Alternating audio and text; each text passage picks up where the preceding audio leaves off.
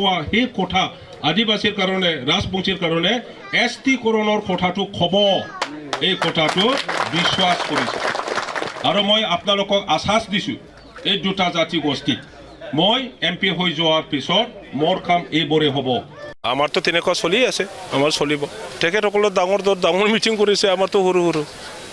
কিন্তু ৰাইজে আমাৰ লগতহে সমৰ্থনত আছে আমি কিয় ভয় খাম আমাৰতো ৰাইজে আমাৰ লগত ৰাইজে আছে ৰাইজেহে হেৰি কিবা ইলেকশ্যনটো ৰাইজেহে দিব না কোনোবা নেতাই ইয়াত ভোট দিব জানো দিল্লীত আহক মুম্বাইত আহক কলকাতাত আহক ইয়াৰ ভোট দিব জানো ইয়াৰ মানুহে ভোট দিব ইয়াৰ মানুহ বিপিএফে ভোট দিব নাংগলত আপোনালোকে দেখুৱাই দিয়ক ৰাইজক এইটো আইনগতভাৱে যদি দণ্ডনীয় হয় আপোনালোকে সেইটো কৈ দিয়ক তেখেতসকলৰ চৰকাৰ আছে প্ৰশাসনিক ব্যৱস্থা লয় না নলয় ৰাইজে গম পাব তেতিয়া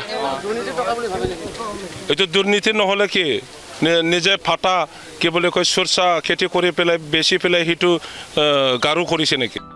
गुनगोनां गोजौ सोलोंथाइ लानो गोसो गुदुं मेट्रिक पास जानाय फरायसाफोरनि थाखाय गोजोनथाव खौरां बड'लेण्ड स्टार एकाडेमियाव फरायसाफोरनि मुं थिसननाया सोलिगासिनो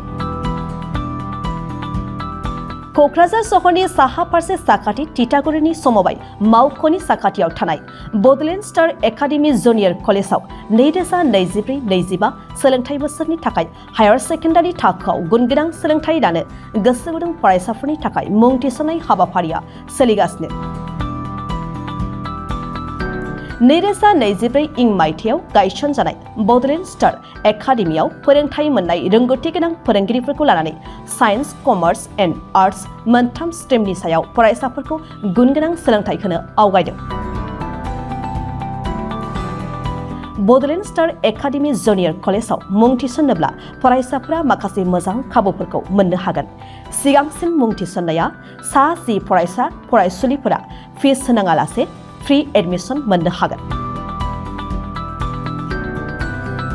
गासैबो फरायसा फरायसुलिफोरनि मुं थिसननायनि मासुलखौ 30% रेहाय होनाय जागोन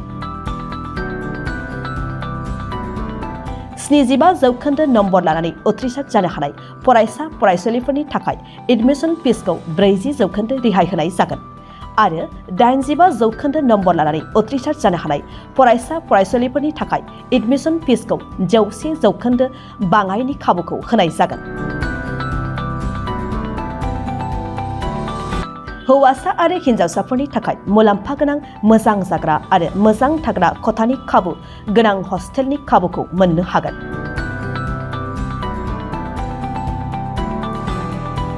बेजों लोगोसेयैनो JEE नीट आनजादनि थाखाय बेसेन नाङै कोचिं मान्थलि मक टेस्ट आरो आर्ट्स स्ट्रिमनि फरायसा फरायसुलिफोरनि थाखाय काउन्सेलिं बायदि बायदि उफ्रा फराफारिफोरनि फोरोंथाइ खाबुफोरखौ मोननो हागोन बिदिब्ला मानोथो गोबाव खालामनो नोंथाङाबो गुनगोनां गोजौ सोलोंथाइ लानो थाखाय बड'लेण्ड स्टार एकाडेमियाव मुं थिसननायनि खाबुखौ लादो